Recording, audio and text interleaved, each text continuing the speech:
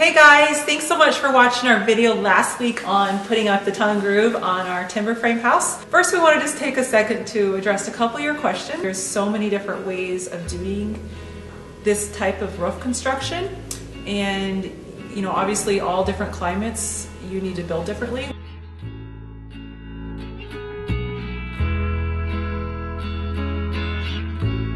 We live in Alaska. It will be 80 degrees at the peak of our interior ceiling, and on the other side of that, it will be 50 below. And we just have to do things a little differently up here. What happens is it's really very important in our extreme climate up here to have a vapor barrier in between your insulation. And what that does is basically it doesn't allow the warm, moist air to go to the other side and condensate in your wall. Just laying SIPs on top of tongue groove, I think that you can get a vapor barrier, but it's really hard with all the valleys and the dormers in this place to verify 100%. So if you have an air leak in any one of those spots, what happens is if it's 80 degrees inside and outside it's 40 below, what happens is you get frost. And when frost forms, it basically creates ice and water, and that collects. And then in the springtime, when that melts, basically you have a giant water that just seeps right back into your house or into your structure of your house. And then what that turns into is over years of happening, then you have rotten wood and your roof rots out. So a vapor barrier is very important in our climate.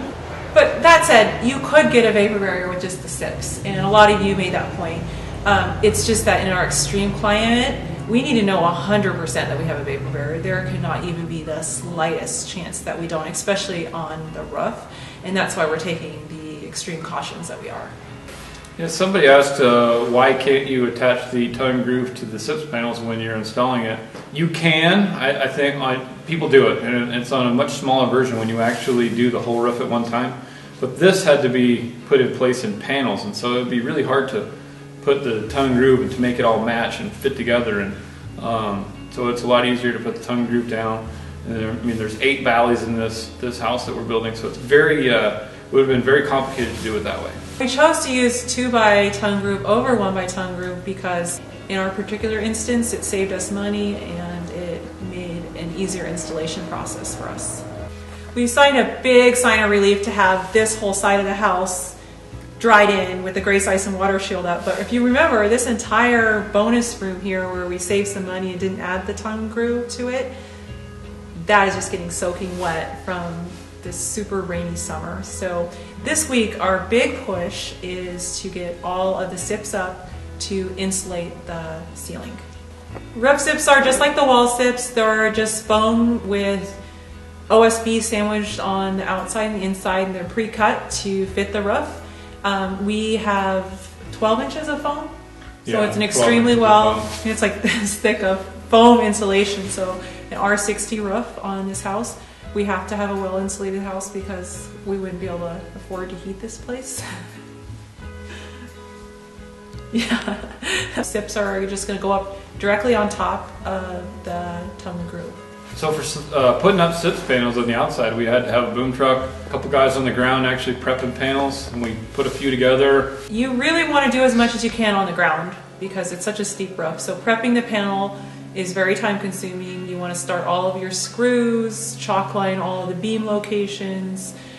You got to nail where they go together. You have to nail that, stitch that with nails, and then you have to raise it up with the boom truck and then go underneath and stitch from the underside.